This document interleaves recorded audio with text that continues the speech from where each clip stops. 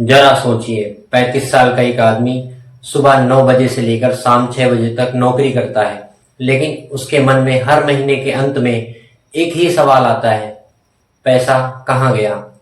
उसके मन में बच्चों की पढ़ाई का सपना है, एक घर का सपना है और बुढ़ापे में किसी के सामने हाथ न फैलाना पड़े, इसकी चिंता है। उसने सेफ समझकर अपना सारा पैसा एफडी में जमा कर दिया है। उसे दिक्कत इस बात से हो रही है कि रिटर्न उसे 2-3% मिल रहा है, जबकि महंगाई 6 से 7% बढ़ रही है। इसका मतलब साफ है, पैसा बढ़ नहीं रहा है, घट रहा है। यहाँ से शुरू होता है उसका म्यूचुअल फंड का सफर। आज हम बात करने वाले हैं 2026 में सबसे ज्यादा रिटर्न देने वाले 5 म्यूचुअल फंड के बारे में। लेकिन प्रॉब्लम क्या है उसके मन में? इतने सारे म्यूचुअल फंड, कौन सा सही है, कौन सा गलत? पैसा डूब तो नहीं जाएगा? 2026 में कौन सा म्यूचुअल फंड चलेगा? इस वीडियो में आपको 5 साफ पॉइंट बताने वाला हूं। हर पॉइंट अलग है और हर पॉइंट का अपना अलग काम है। चलिए शुरू करते हैं। Point number 1, large cap mutual fund. ये उन लोगों के लिए है जो इन्वेस्टमेंट में ये चाहते हैं कि रिस्क कम हो और नींद चैन की आए। लार्ज कैप फंड देश की सबसे बड़ी और जानी पहचानी कंपनियों में पैसा लगाते हैं। ऐसे कंपनियां जो सालों से काम कर रही हैं, जिसका बिजनेस स्टेबल है और जिन पर लोग भरोसा करते हैं। इसका मतलब ये नहीं है यहाँ बहुत तेजी से पैसा बढ़ेगा, लेकिन इसका मतलब ये जरूर है कि पैसा सुरक्षित तरीके से बढ़ेगा।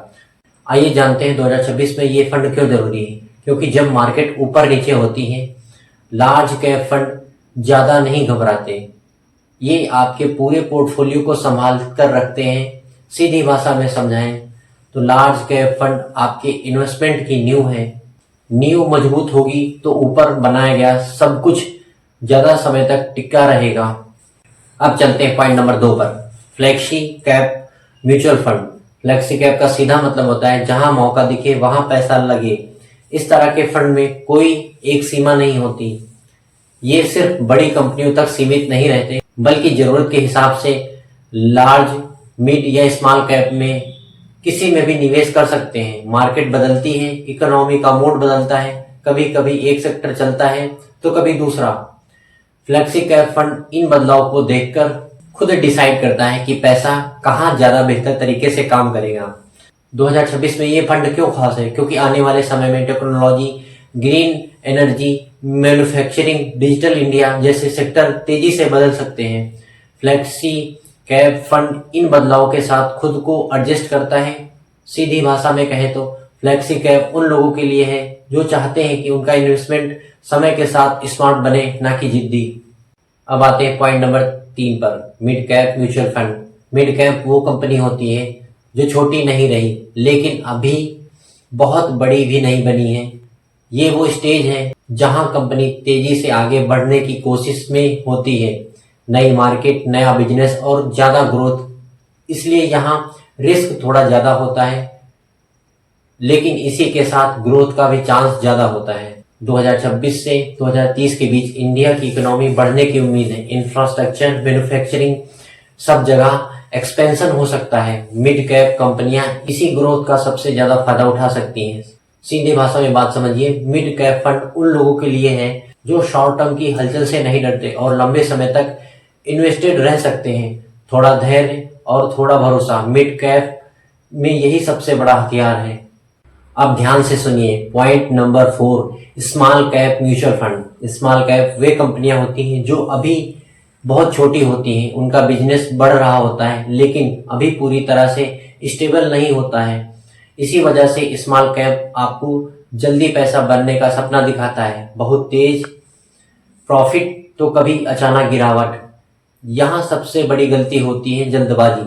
अगर पेशेंस नहीं है, अगर मार्केट गिरते ही डर लग जाता है तो स्मॉल कैप में आपको नुकसान हो सकता है।